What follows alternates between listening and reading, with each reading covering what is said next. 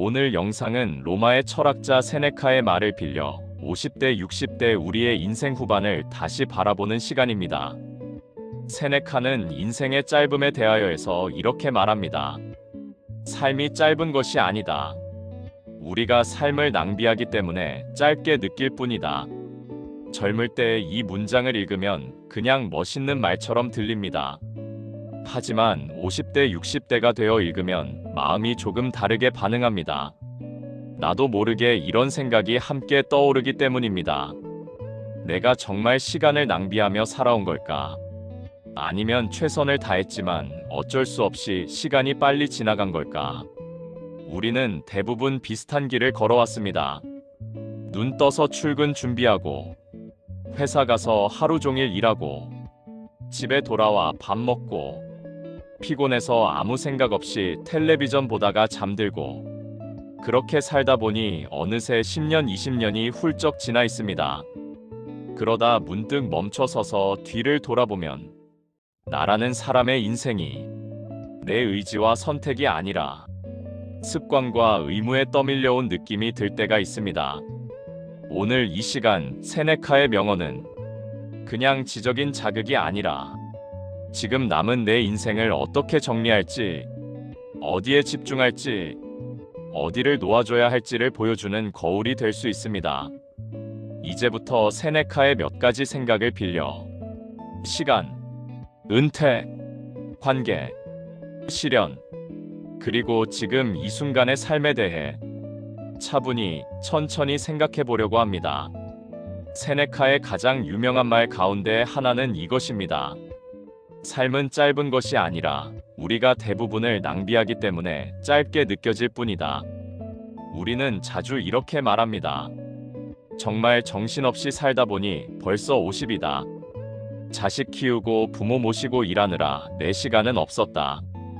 내 인생은 늘 누군가를 위해 쓰다 끝난 것 같다. 이 말 속에는 나는 열심히 살았는데 내 인생은 왜 이렇게 짧았을까 하는 억울함과 허무함이 섞여 있습니다. 세네카가 말하는 시간의 낭비는 꼭 게으름만을 뜻하지 않습니다. 그는 이렇게 말합니다. 바쁘게 지내는 사람들 가운데 많은 이들은 자신이 어떻게 사는지도 모른 채 그냥 끌려다니며 살 뿐이다. 이 말은 어쩌면 우리 50대, 60대의 지난 세월과 닮아 있습니다. 회사에서 요구하는 대로 사회가 성공이라고 부르는 기준에 맞추어 자식에게 좋은 부모가 되기 위해 주변 사람들이 좋게 보게 하려고 그렇게 열심히 살았는데 정작 나 자신에게 나는 어떤 삶을 살고 싶은 사람인가? 라는 질문을 던져본 시간은 많지 않았습니다. 세네카는 우리에게 이렇게 다시 묻습니다. 너는 지금까지 돈을 벌기 위해, 자식을 위해, 회사를 위해 얼마나 많은 시간을 썼는지 기억할 것이다. 그렇다면 오직 너 자신을 위해 조용히 앉아 너의 삶을 돌아본 시간은 얼마나 되었는가? 이 질문은 50대, 60대에게 조금 아프게 느껴질 수 있습니다. 그러나 동시에 지금이라도 늦지 않았다는 신호이기도 합니다. 지금부터는 시간이 얼마나 남았는지를 세는 대신 남아있는 시간을 어떻게 쓰고 싶은지 스스로 정해야 합니다. 세네카의 말대로라면 이제부터 내 시간을 조금이라도 덜 낭비하는 방법은 아주 사소한 것부터 시작할 수 있습니다.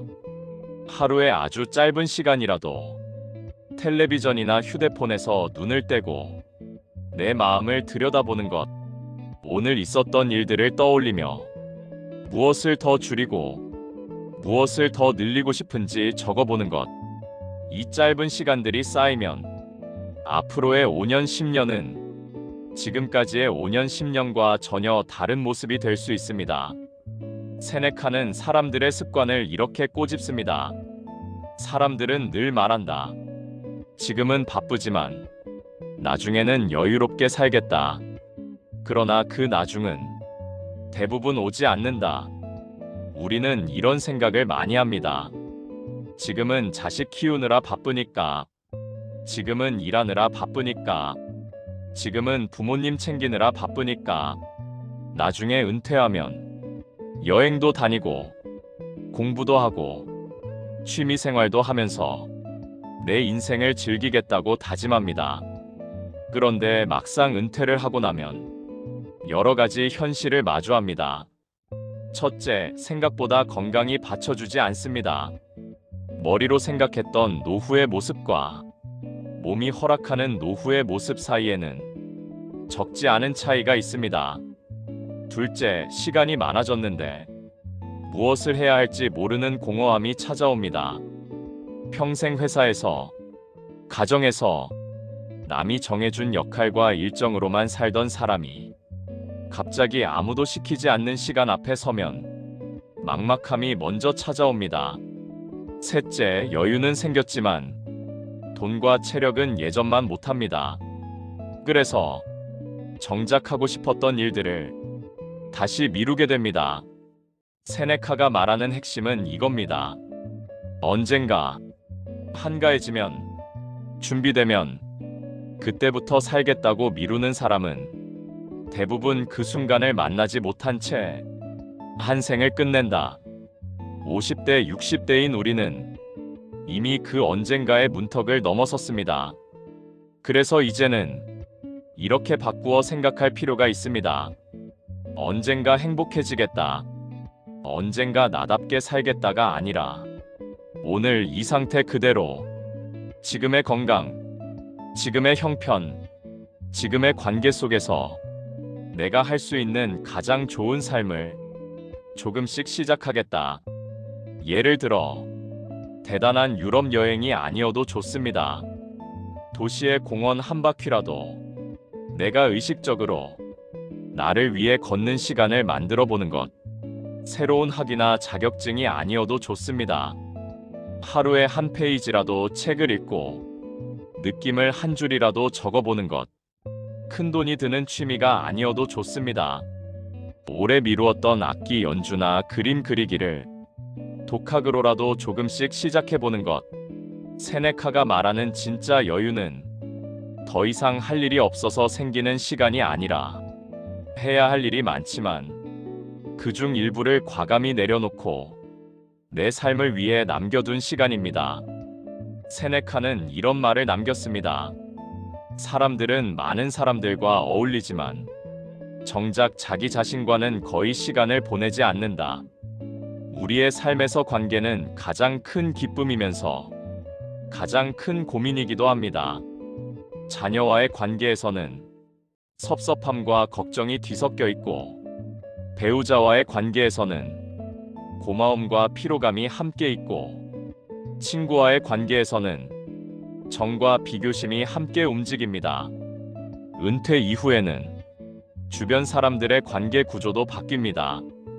직장 동료들은 각자의 길로 흩어지고 가까웠던 사람과 멀어지기도 하고 오히려 예상치 못한 사람과 새로운 친밀감이 생기기도 합니다. 이때 우리가 자주 빠지는 두 가지 극단이 있습니다.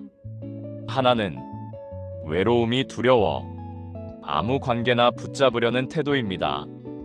모임이 있으면 일단 가고 사람이 모이는 곳이면 따라가지만 집에 돌아오면 왠지 더 허전한 기분이 드는 경우입니다. 다른 하나는 상처받기 싫어서 관계를 거의 포기하는 태도입니다. 전화가 와도 받기 귀찮고 모임이 있어도 그냥 빠지고 새 관계를 만들기도 전에 먼저 마음의 문을 닫아버리는 경우입니다. 세네카의 관계에 대한 조언은 단순하지만 깊습니다. 첫째, 나를 지치게 만드는 사람과 나를 더 나은 사람으로 만들어주는 사람을 구분하라. 둘째, 남이 나를 어떻게 대하는지보다 내가 어떤 친구가 되고 싶은지를 먼저 생각하라. 관계를 정리한다는 것은 사람을 잘라낸다는 뜻이 아니라 내 시간과 에너지를 어디에 더 많이 쓸지 다시 결정한다는 뜻입니다. 이제는 이런 질문을 해볼 필요가 있습니다. 내가 함께 있을 때 마음이 편안해지는 사람은 누구인가? 내가 솔직한 나로 있을 수 있는 사람은 누구인가? 내가 힘들 때 떠올리고 싶은 사람은 누구인가? 그 사람이 많지 않아도 괜찮습니다. 딱 서너 명만 떠올라도 충분합니다. 그 사람들과의 시간을 조금 더 의식적으로 늘려보는 것, 때로는 먼저 연락해보는 것, 감사하다고 말해보는 것입니다. 그리고 동시에 내 마음을 반복해서 다치게 만드는 관계에는 조금씩 거리를 두는 연습이 필요합니다.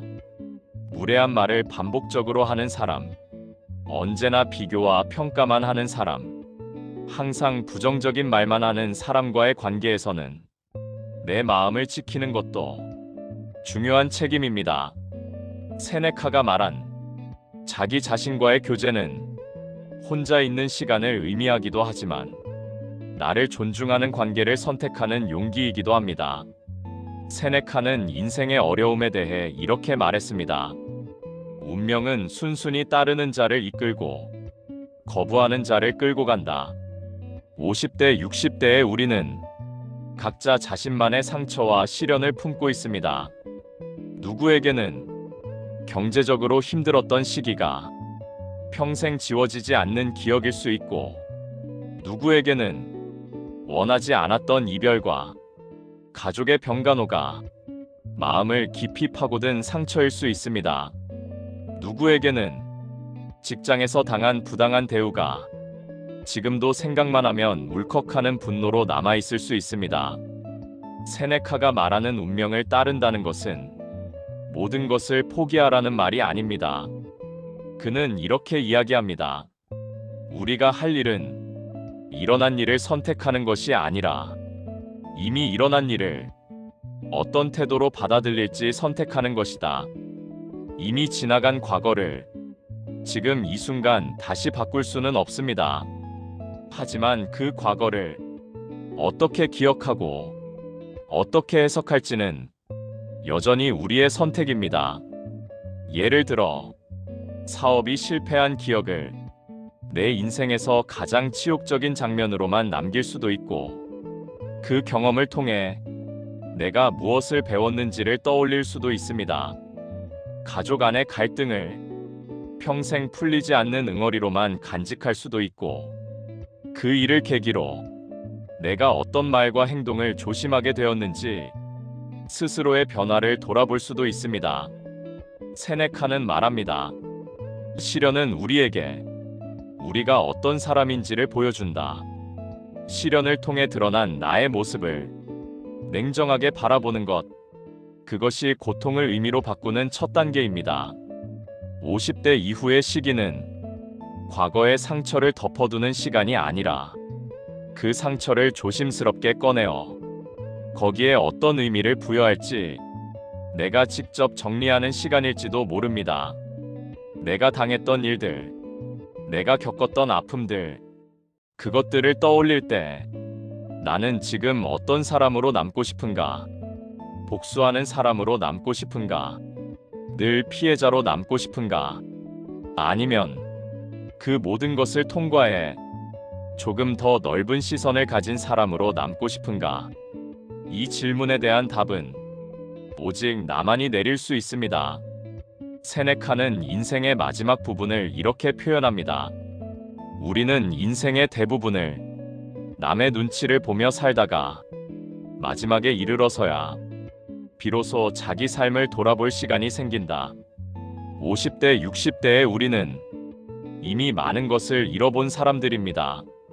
젊었을 때의 체력, 한창 때의 명함과 직함, 아이들이 어렸을 때의 집안 풍경, 이제는 다시 돌아오지 않는 시간들입니다.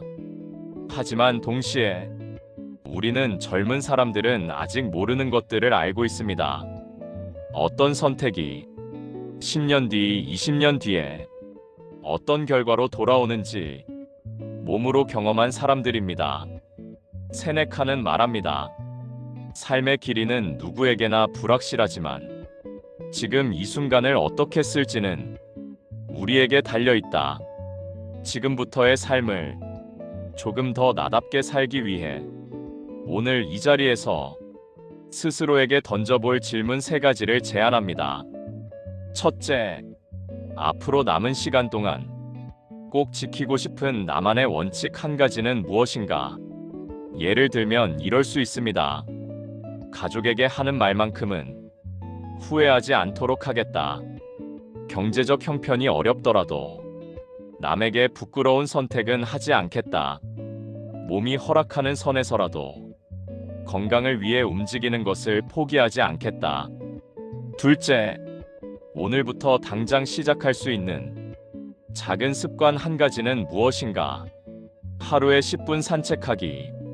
잠들기 전 오늘 가장 고마웠던 일 한 가지 적어보기. 아침에 눈 뜨면 휴대폰 대신 창밖 먼저 보기. 하루에 한 번 웃을 수 있는 작은 일 찾아보기. 셋째, 내가 진심으로 소중히 여기고 싶은 사람. 세 사람만 떠올린다면 누구인가?